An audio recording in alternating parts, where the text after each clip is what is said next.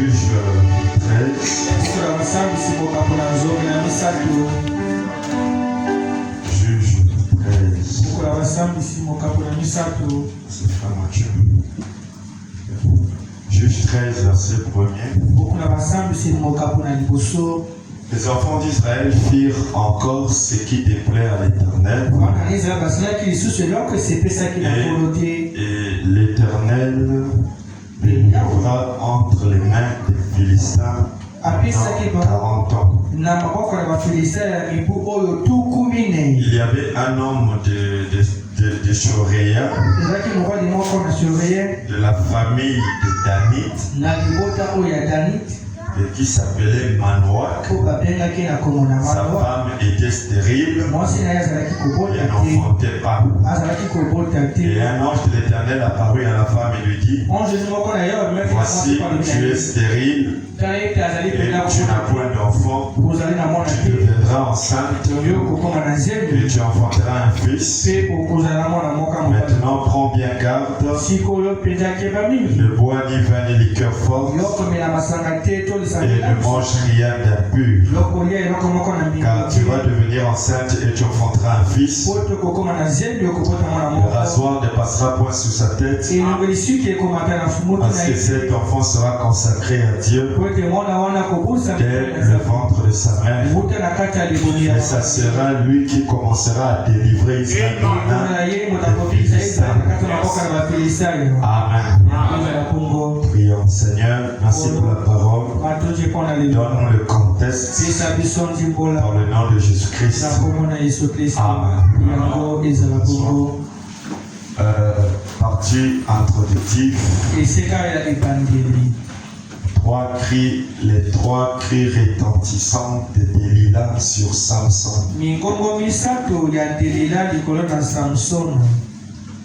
Les trois cris retentissants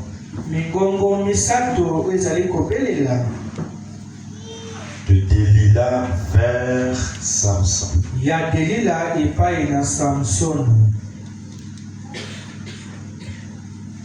Ce sera un peu lent, mais vous allez supporter ça. Aujourd'hui, je veux commencer par une partie historique. Je vais parler de cette grande partie historique qui va nous emmener dans la compréhension les jours qui viendront ne seront pas trop longs. On va faire un effort de finir à temps. Amen. Amen.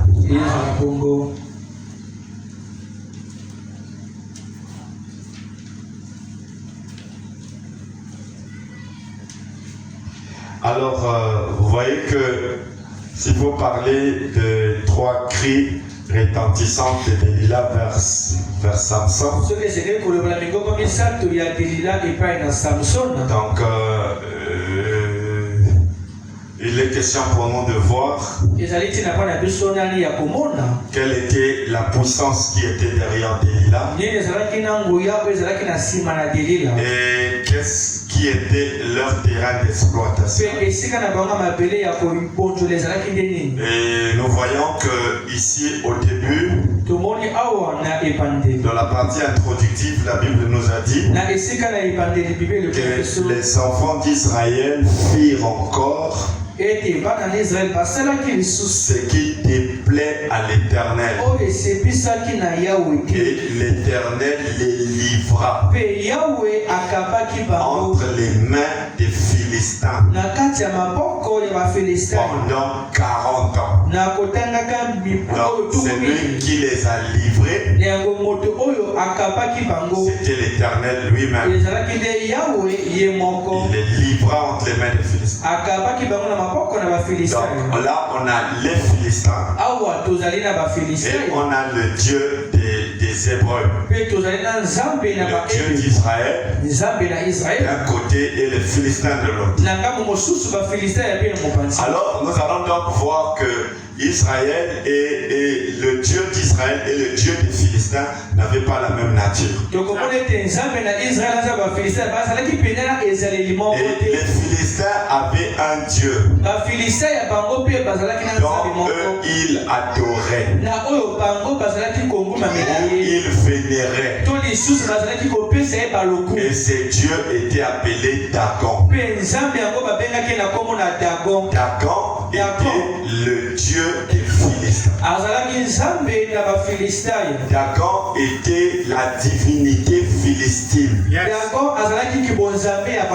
C'était cette divinité-là que les Philistins adoraient. Et il n'y avait pas que les Philistins aussi. Il y avait plusieurs peuples du Proche-Orient. Beaucoup de peuples du Proche-Orient s'est laissé emporter par l'adoration de Dagon. Et il y avait aussi des pays du Proche-Orient. Et le mot Dagon a une signification. Le mot Dagon vient du mot sémitique appelé Dag. Et Dag signifie poisson. Amen. Je réitère. J'ai dit que quand les enfants d'Israël se sont méconduits, Dieu les a donnés entre les mains des Philistins. Et les Philistins devaient dominer sur eux pendant 40 ans. Cela sous-entend que la divinité élevée à Israël, le Dieu d'Israël, n'avait pas la même nature que le Dieu des Philistins. Ce qui fait que le Dieu des Philistins est donc contraire au Dieu d'Israël. Ce qui fait que quand ils ont commencé à faire la pagaille, Dieu les a balancés de l'autre côté. Et les Philistins avaient une divinité. Le Dieu qu'ils vénéraient s'appelait Dagon. Et Dagon était le Dieu vénéré par les Philistins. Et par beaucoup d'autres pays du Proche-Orient. Et le nom Dagon a une signification sémitique. Cela vient du mot Dag. D-A-G. Ce qui signifie poisson. Donc, selon la tradition, beaucoup pensent que Dagon était un Dieu mi-homme, mi-poisson. Alors le fait qu'il est le Dieu qui est considéré comme mi-homme et mi-poisson, il est donc le Dieu de la mer et de la fertilité. Donc retenons que le Dieu des Philistins s'appelait Dagon. Et Dagon, sémétiquement parlant, vient du mot Dag. Ce qui signifie semi-homme et semi-poisson. Donc cette divinité est considérée comme un Dieu de la mer et le Dieu de la fertilité. Amen. Amen. Vous ne pouvez pas parler de Samson sans connaître quelle est la divinité que Samson s'est opposé avec. Si Dieu fait alliance avec Samson, dans un point qui ne doit pas s'associer aux Philistins, c'est parce que le Dieu des Philistins n'a pas la même nature que le Dieu d'Israël. Donnez un amen des vivants. Amen. Ok. Il n'y a pas de problème. C'est juste une très bonne partie, mais ça doit être emmené comme ça. Amen. Donc il est considéré comme le Dieu de la mer et le Dieu de la fertilité. Il y a d'autres chercheurs qui sont rentrés en exerce. Et ils se sont dit, écoutez, Dagon, c'est vrai qu'il est le Dieu de la mer et de la fertilité. Mais on peut aussi dire que Dagon est le Dieu de l'agriculture et le Dieu des récoltes. Donc il est à la fois mi-homme, mi-poisson. S'introduisant par le Dieu de la mer et de la fertilité. Et certains chercheurs penseraient que son nom est similaire à un mot appelé Dagan. Et Dagan, ça s'écrit comme ceci. Dagan. Je l'écris avec petit d. Ce qui est en rapport avec le Dieu de l'agriculture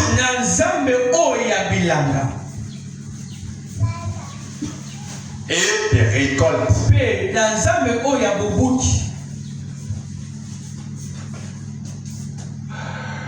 Ça, c'est ce que d'autres chercheurs ont trouvé. D'autres ont dit non, sémétiquement, le mot Dagon avec O-N vient du mot Dak. Et Dak veut simplement dire mi-homme, mi-poisson. Et ce qui fait donc de lui, de cette divinité-là, la divinité de la mer et la divinité de la fertilité. Donnez un autre amen. Mi-homme, mi-poisson. Et ce qui fait donc de lui le Dieu de la mer et de la fertilité. Donc le Dieu de la mer et de la fertilité, selon certaines hommes, disons que la divinité vénérée par les Philistins, auquel Dieu a donné droit de règne sur Israël pendant 40 ans. Leur divinité, leur Dieu s'appelait Dagon. Et symétriquement, le mot Dagon vient du mot Dak. C'est que c'est mi-homme, mi-poisson. En signification, il est donc le Dieu de la mer et de la fertilité. Certains chercheurs sont allés encore plus loin. Ils ont dit Dagon peut être traduit par Dagan, ce qui exprime le Dieu de l'agriculture et le Dieu des récoltes. Donc quand il fallait vénérer le Dieu qui fait pousser les choses, ils élevaient Dagon. Quand ils voyaient leur élément de l'agriculture prospérer, ils n'avaient pas le regard sur Jéhovah, mais pour eux c'était Dagon qui le faisait. Il était mi-homme, mi-poisson. Ils avaient la capacité d'adorer l'homme et même les poissons. C'est pourquoi Jonas a été avalé par un poisson. Et Dieu avait permis cela parce que là où il était, les gens croyaient que Dieu est un synonyme d'un poisson.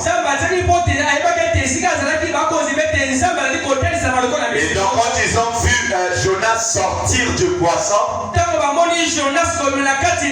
ils se sont dit donc c'est Dieu qui l'a envoyé. Et donc nous devons l'écouter. Donc dans la Bible, Dagon est principalement le Dieu des Philistins. Donc le Dieu des Philistins s'appelait Dagon. Et Dagon a un impact sur l'eau, sur la fertilité, sur l'agriculture et sur les récoltes.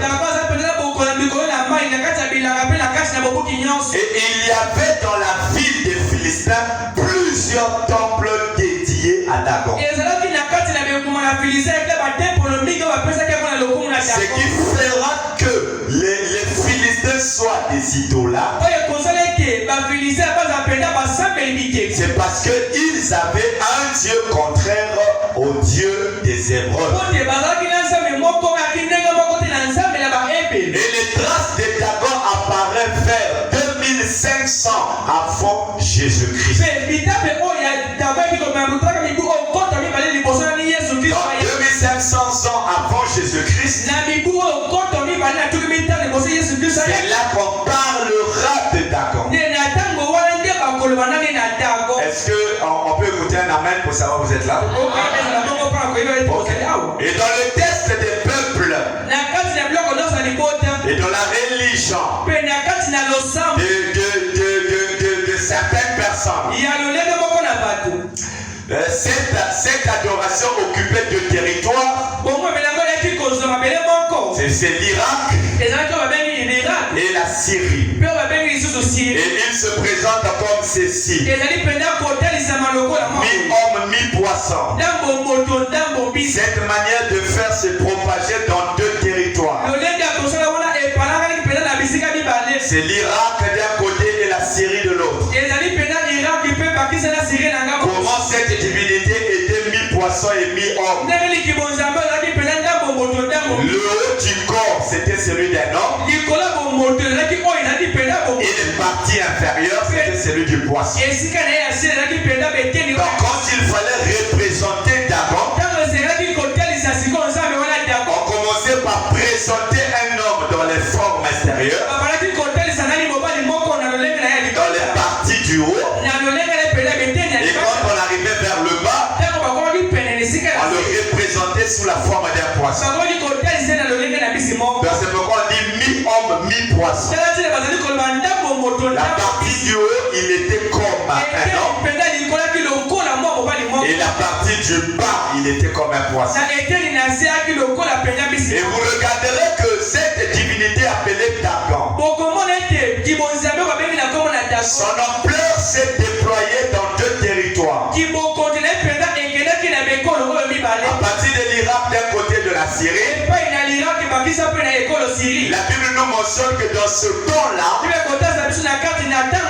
avait pas de roi qui régnait sur les Philistins. Il n'y avait pas de roi qui régnait sur Israël.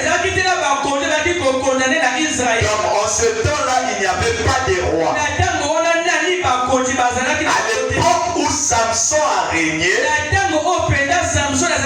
ce n'était pas une époque, ce n'était pas une époque des rois, mais cela était une époque des juges. C'est pourquoi vous voyez Samson apparaître dans le livre appelé Juge. Et juge, on l'écrit avec un S à la fin. C'est pour dire que Samson n'était pas le seul juge. Il y en avait plusieurs. Est-ce que vous êtes d'accord? Alors donc vous voyez mes frères, à l'époque de Samson il n'y avait pas de roi. Ce n'était pas l'époque des rois mais des juges. Le pays n'était pas dirigé par pays était dirigé par les juges. Et Samson a été juge sur Israël pendant 20 ans. Les Philistins disent Amen. Regardez, c'est comme si vous me dites, pasteur, arrête, on ne comprend pas. Donc, je disais que Samson est resté juge sur Israël pendant 20 ans. Vous remarquerez que lorsque Dieu, dans la partie introductive, a dit, les enfants d'Israël ont fait quelque chose qui n'était pas correct. Alors Dieu les a livrés entre les mains des Philistins, afin que les Philistins règnent sur eux pendant 40 ans. Et donc c'est là où je vous ai dit que le Dieu des Philistins avait une nature contraire à celle de Dieu d'Israël.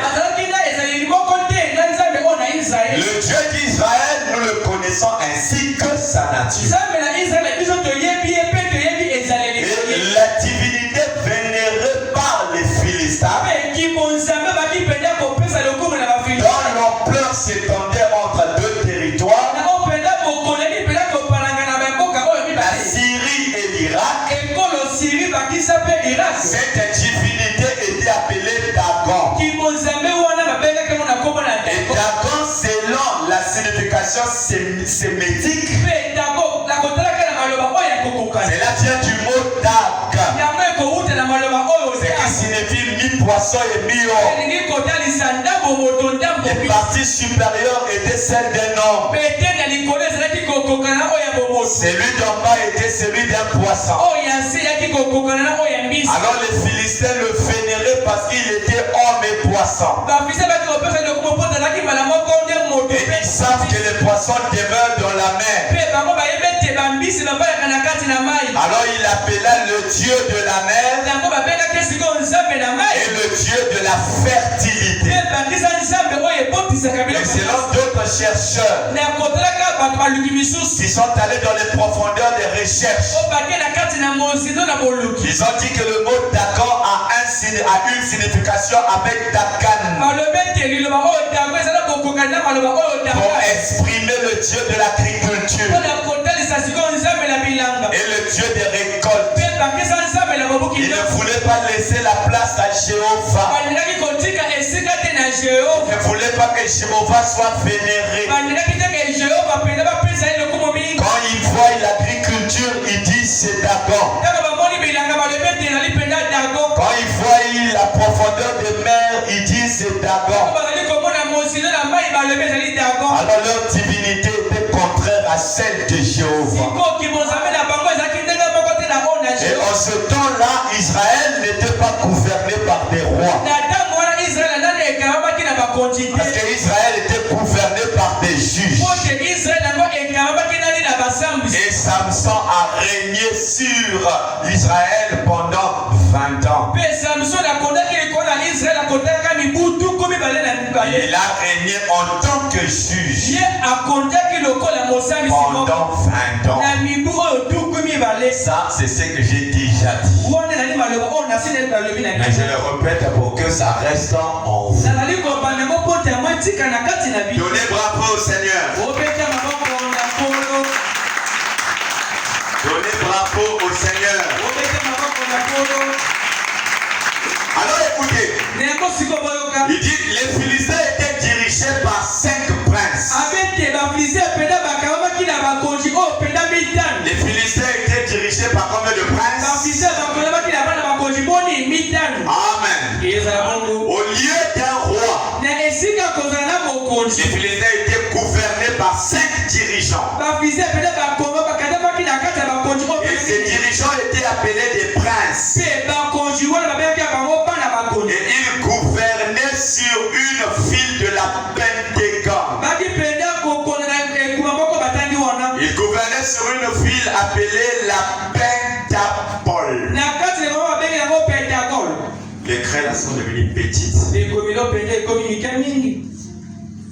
Il n'y a pas de professeur du primaire ici. Tu n'as pas ton sac. Un vrai prof à l'écrit. Donc je disais que les Philistins gouvernaient sur 5. Il dit leur gouvernance était faite sur une file de la pentapole. Et il y avait 5 files de la pentapole. J'ai dit pentapole. C'est dur.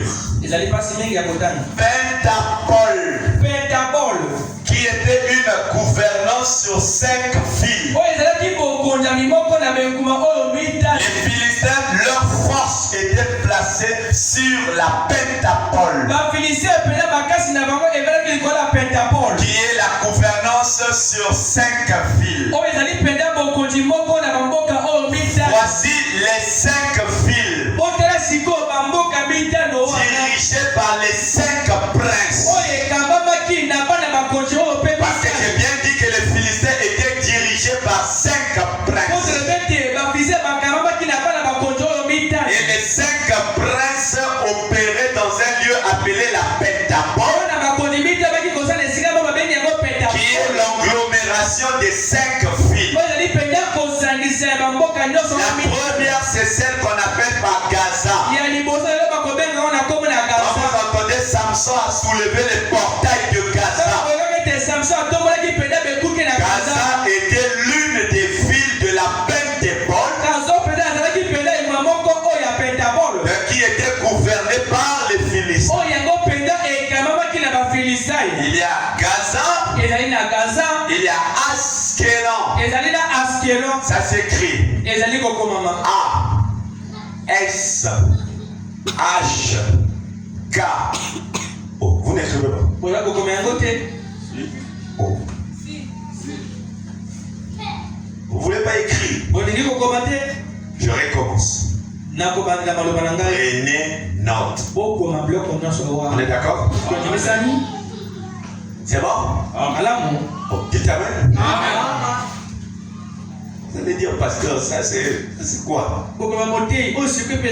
Mais c'est la parole. Amen. Donc je disais que Samson est resté juge sur Israël pendant combien de temps? Il est resté juge sur Israël pendant 20 ans. Et les Philistins étaient dirigés par 5 princes. Les Philistins étaient dirigés par combien de princes? 5 princes.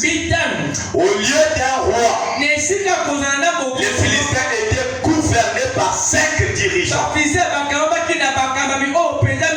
Et ces 5 dirigeants-là gouvernaient une ville de la pentapole. Donc les Philistins étaient dirigés par 5 princes. Et ces 5 princes avaient de la gouvernance sur une ville appelée la pentapole. Et cette pentapole contient en elle 5 villes, dont la première est appelée Gaza. Première, Gaza. G-A-Z-A. Deuxième, Askelon. A-S-H-K-E-L-O-N. Prenez note. Troisième, ce sont ces villes-là qu'on appelle la pentapole. Ce sont ces 5 villes-là sur lesquelles les Philistins régnaient. Et dans chacune de ces villes, il y avait un prince. C'est pourquoi on dit que les Philistins étaient gouvernés par 5 princes. Les 5 princes gouvernaient dans 5 villes appelées la pentapole. Et la pentapole en elle contient 5 villes appelées 1. Gaza, 2. Askelon. 3. Asdod. A-S-H-D-O-D.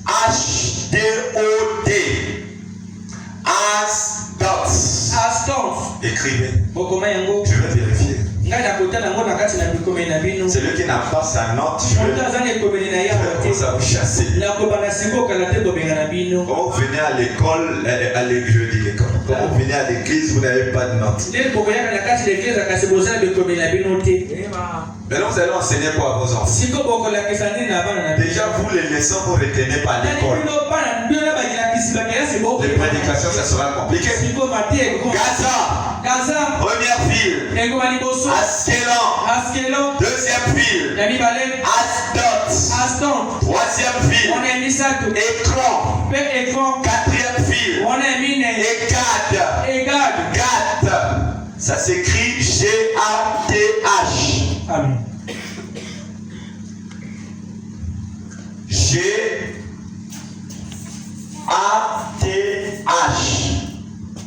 Avant ça, il y a écran. Je ne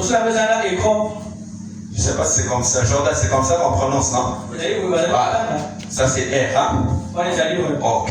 Donc, première file, Gaza. Deuxième file, Askelon s'écrit A-S-H-K-E-L-O-N. Troisième file, Asdod. Quatrième file, écran. C'est écran. Et cinquième file, c'est Gad. Ça, ce sont les 5 files qui détenaient les 5 princes qui formaient la Pentapole, qui était le lieu de gouvernance des Philistins. Amen.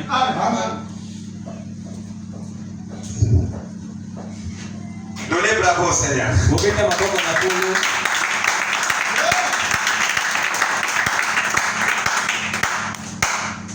C'est bon? Amen. Je répète encore. Les Philistins avaient une gouvernance, ils gouvernaient avec 5 princes. Les 5 princes sont ressortissants de la Pentapole. Or, la Pentapole contient en elle 5 villes, notamment Gaza, Askelon, Asdod, Écran, Gad et autres. Ce qui fait les 5 villes dans lesquelles les Philistins détenaient. Et ce sont ces 5 villes-là qui avaient alliance avec les Philistins. Amen. Donc la Pentapole signifie un groupe de 5 villes. Donc Pentapole veut dire groupe de combien de villes? De 5 villes.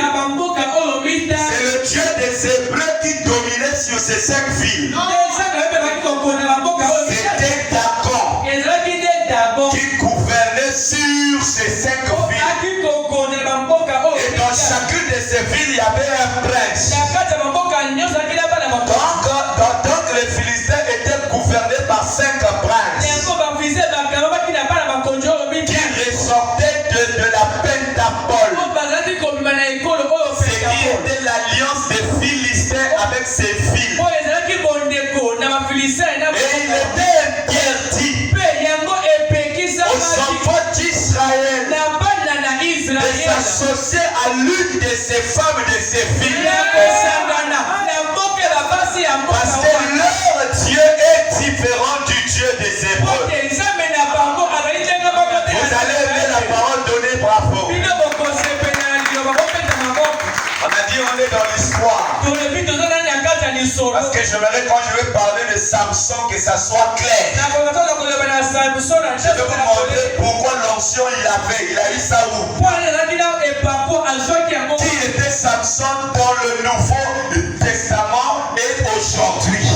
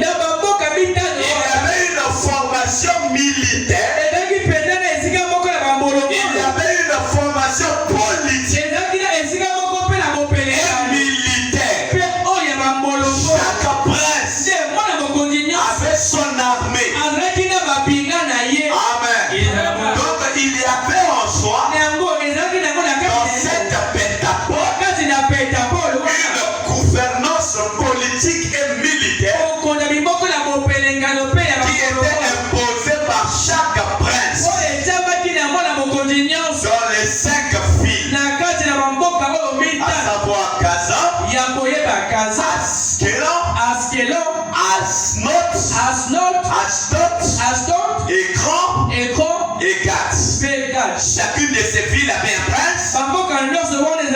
Derrière la prince, il y a une politique et il y a une armée. Et par leur politique et leur armée, ils avaient de la domination sur la région côtière du sud-ouest de Canaan. Chaque ville avait un chef. Et ensemble, ils prenaient des décisions militaires et politiques. Vous avez vu que la Bible dit que quand Israël a fait quelque chose de mauvais, Dieu les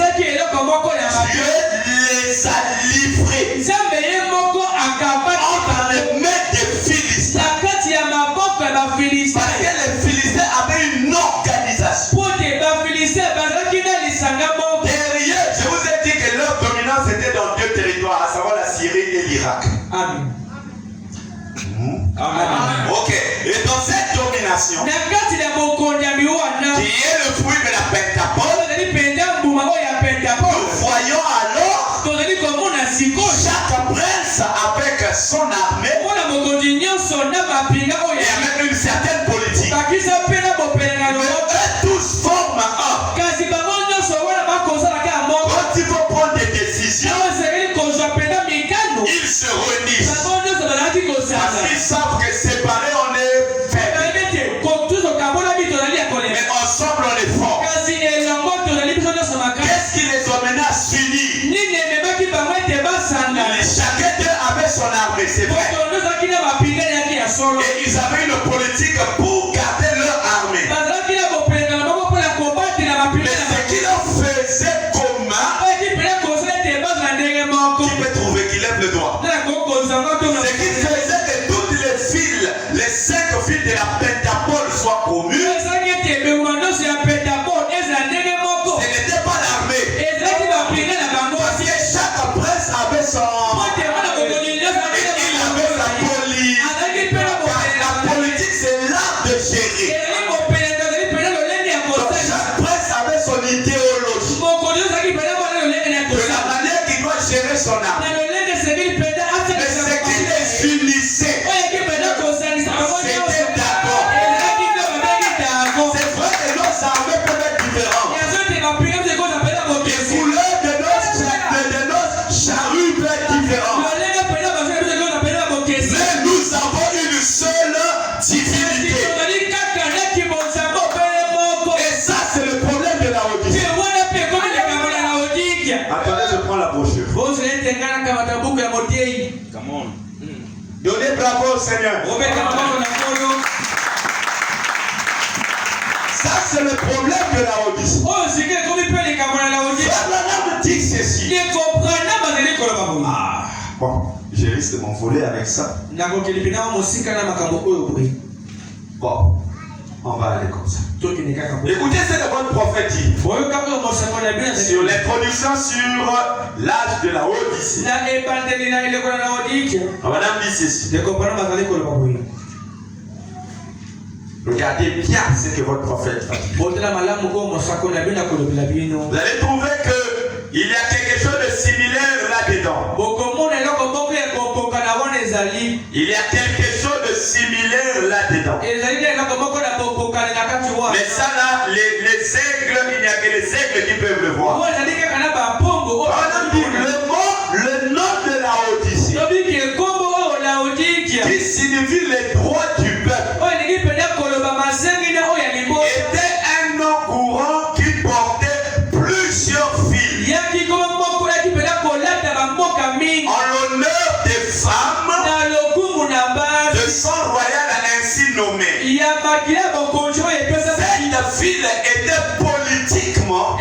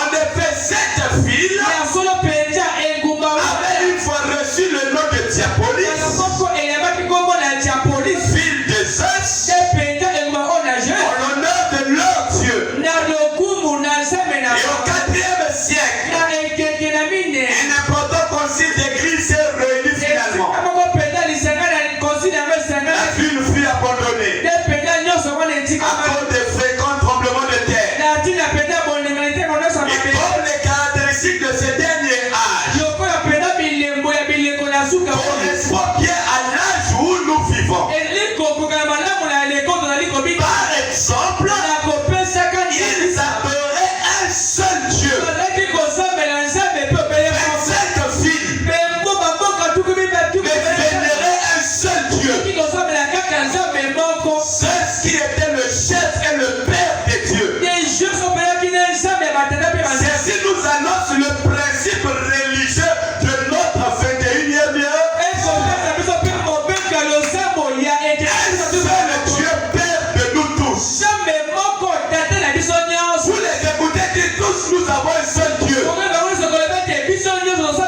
Catholique, Kimbanguiste, Réveil Branham. On a tous un seul Dieu faux. Ça c'est la politique de Branham. Pour emmener la souillure dans Israël. Il les emmène à croire que nous avons un seul. Ça c'est la doctrine des Philistins. Les 5 villes. Chacune avait son armée. Chacune avait sa politique. Et ce qui les réunissait tous. C'est d'accord. Mais nous n'avons pas le même Dieu. Donnez un amen. La citation nango est belle. Donne pour toi un amen. Parce que c'est la vérité. Acclamez le Seigneur.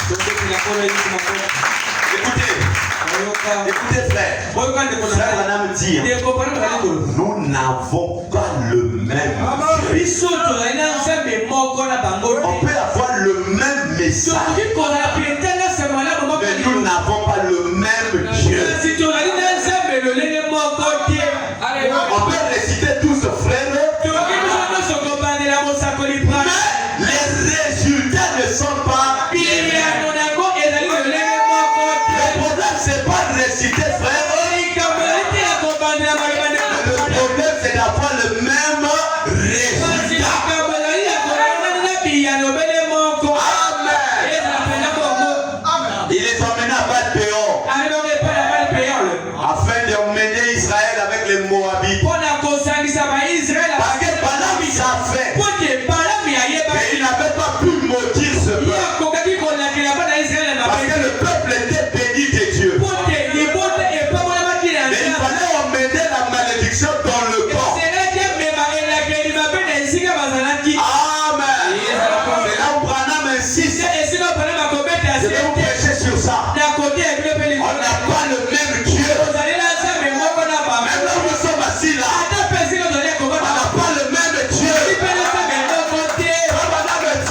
Branham dit, même le véhicule peut être ton Dieu. Celui qui prend la première place dans ton cœur, c'est là ton Dieu. Tout Israël, l'Éternel seul. Tu n'auras qu'un seul Dieu devant ma face. Quel Dieu là? C'est le Dieu qui doit nous guider le matin et la nuit. Donnons bravo au Seigneur. Retenons ceci. Et les Philistins avaient une bonne organisation. Ils avaient le côté militaire et le côté politique. Ces deux domaines leur donnaient la gouvernance et la capacité de gérer. Ils avaient la politique. Ils avaient une bonne armée. Ils avaient aussi le maîtrise sur les fers. Parce qu'à l'époque, il n'y avait pas de fusil. Il n'y avait pas de mitrailleuses. Ils avaient d'autres armes qu'ils utilisaient. Les gens pouvaient aller en guerre avec des pierres. C'est une manière d'avoir un fusil. C'est pourquoi dans les années 97, les ninjas avec des pierres. Les Allemands ne pouvaient pas marcher parce qu'il y avait déjà les fusils. C'est toi que tu jettes la pierre, on te tire, tu es arrêté. Amen. Donc ils avaient une organisation très solide. Ils avaient aussi un pouvoir économique. Je vais m'arrêter là. Leur pouvoir économique qui est basé sur la richesse était dans le fait que leur commerce se faisait par la voie maritime.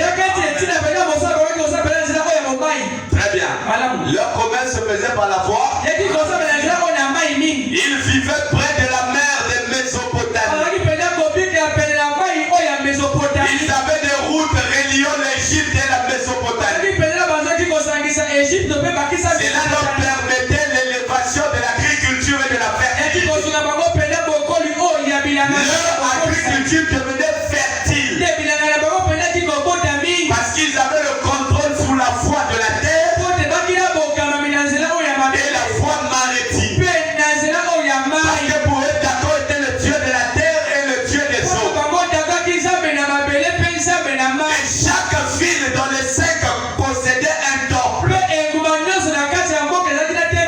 où Jacob devait être vénéré. Et là où vous voyez Gaza. Samson a fait des dégâts à Gaza. Pour prouver à Gaza que notre divinité est fausse. Est-ce que je parle trop fort? Ou bien que je réitère? Et après nous allons partir. Je serai obligé dimanche de revenir encore sur ça. Vous êtes d'accord? Donc retenons ceci. Que leur pouvoir n'était pas seulement politique et monétaire, militaire et quoi? Et politique. Ils avaient aussi un grand pouvoir sur le système économique. Parce qu'ils contrôlaient la voie maritime et la voie normale qui reliait la Mésopotamie et l'Égypte. Et ce qui faisait que la production des Égyptiens connaissait une grande fertilité. Ils avaient des richesses. Ce qui les emmenait à dominer sur Israël. Ils avaient en soi quelque chose de très important. C'est que dans chacune de leurs villes, il y avait un temple de Dagon. On plaçait Dagon là, dans chacune des villes. Prenons par exemple la ville de Gaza. Il est dit qu'à l'époque de Samson, Gaza était très importante parce qu'elle se trouvait sur une route commerciale majeure entre l'Égypte et Canaan et la Mésopotamie. Alors les caravanes des marchandises passaient souvent par Gaza. Et c'est là qu'on y trouvait le troc. On trouvait les marchés. On trouvait les soldats philistins. On trouvait des temples dédiés aussi à leur Dieu. En conclusion et pour terminer, j'ai dit ceci. Quand Dieu a livré Israël entre les mains des Philistins, c'est parce que les Philistins avaient une certaine organisation. Ils n'étaient pas un peuple désuni. Pour avoir la dominance, ils savaient qu'il faut diviser pour mieux régner. Alors cette division avait un nom appelé la Pentapole. Parce que la Pentapole, c'est l'ensemble de ces 5 villes qui étaient gouvernées par 5 princes. Et les 5 princes qui gouvernaient sur les 5 villes, chacune de ces princes avait son armée. Il avait la politique et la manière de gouverner son armée. Et tous les 5 pouvaient avoir des habits différents. Mais s'il y a une chose qui les réunissait, dont ils étaient d'accord, c'était Dagon. Parce que pour eux, Dagon était le Dieu qui était mi-homme et mi-poisson. Pour montrer qu'il a la dominance sur la mer et sur la terre. C'est pourquoi l'homme puissant descend, posera son pied gauche sur la mer et sur la terre. Alors, quelqu'un devait dire Amen à ça. Donc, vous voyez que pour eux, le mot Dagon, qui veut dire Dagan, c'est d'autres chercheurs, ils ont dit que c'est cette divinité qui rend fertile nos récoltes. C'est grâce à lui que l'agriculture est développée. Et certains diront non, sémitiquement parlant, le mot Dagon vient du mot Dak. Ce qui veut dire il est mi-homme, il est mi-poisson. Quelle est la partie de lui qui est homme? Quelle est la partie de lui qui est poisson?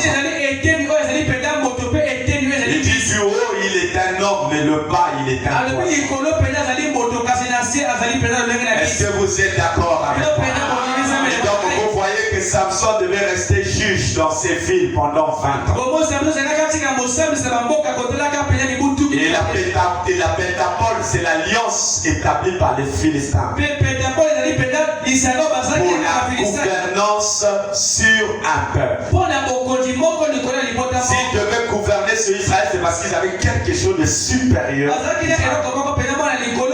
Qu'est-ce qu'ils avaient? La production. Dans le domaine économique, ils étaient très forts. Dans le domaine politique, ils étaient très forts.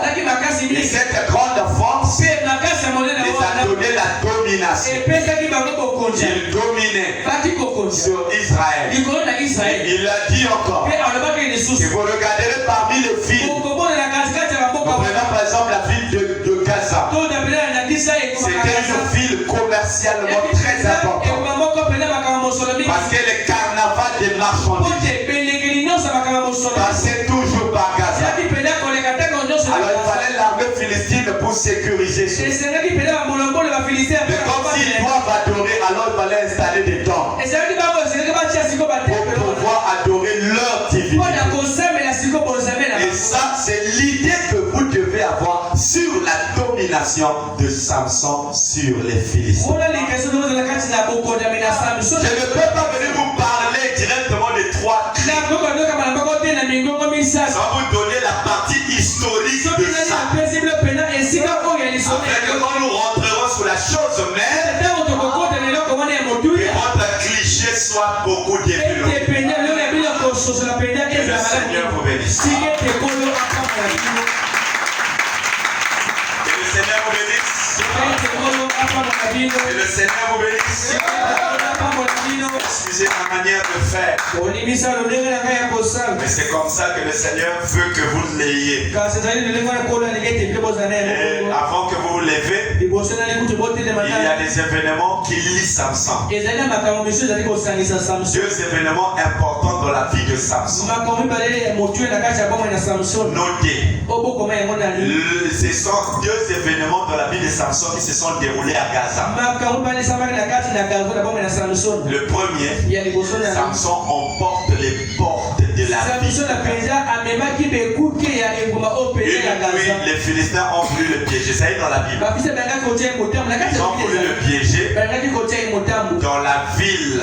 Mais Samson s'est levé au milieu de la nuit et il a arraché la porte de la ville et il les a portés. Et il les a portés sur une colline. Donc les Philistins l'avaient entouré. Au milieu de la nuit, quand ils ont entendu une piège, alors Samson s'est réveillé. Il a porté les portails de Gaza.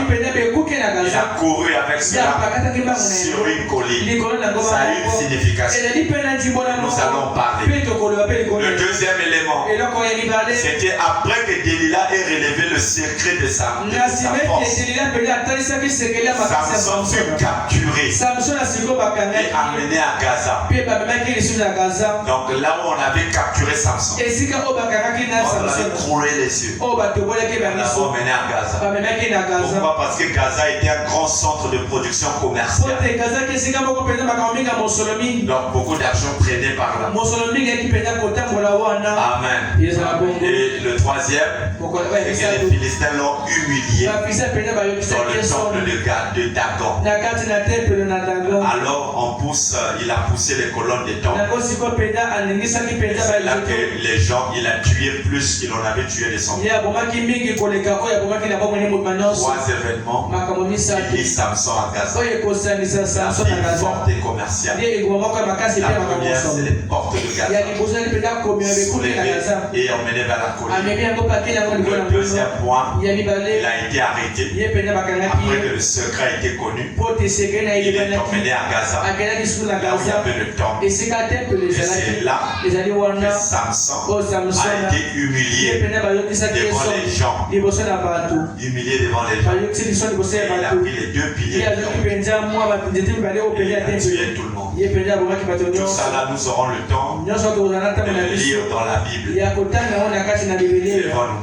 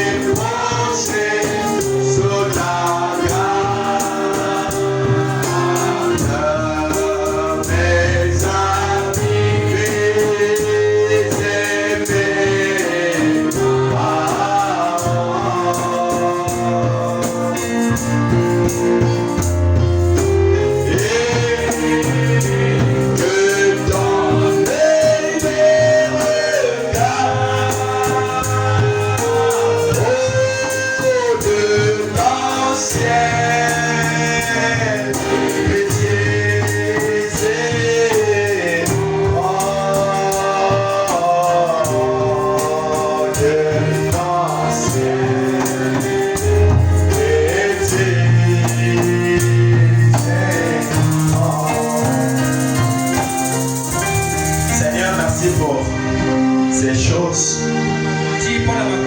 Tu as dit que s'ils ont été spirituels, ils ne seront pas là en train de blanchir les tombeaux des prophètes.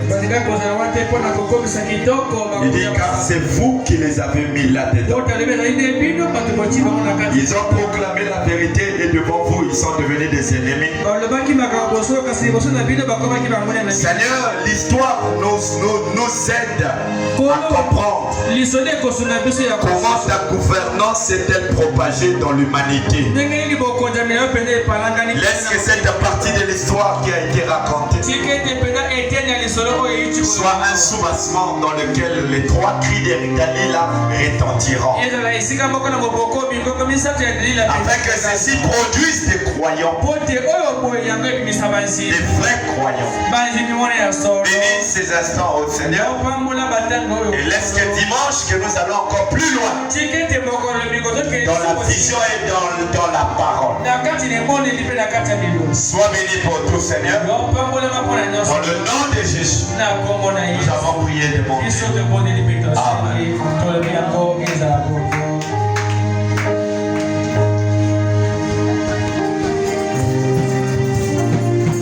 Que ta faveur,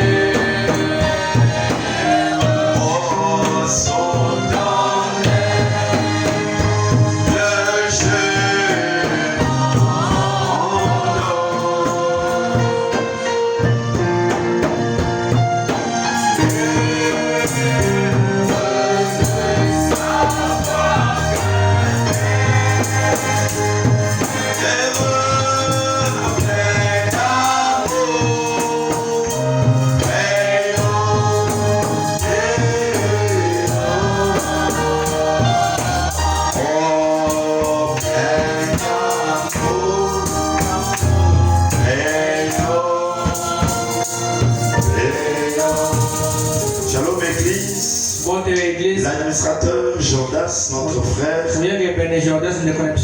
de la 7e colonne prie à tous les frères de l'église de bien vouloir prendre part à une réunion qui sera organisée juste après le culte de ce dimanche. Tous les frères de l'église de bien vouloir prendre part à une réunion qui sera organisée juste après le culte. Que Dieu vous bénisse.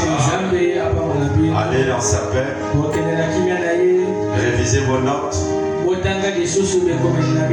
Parce que nous allons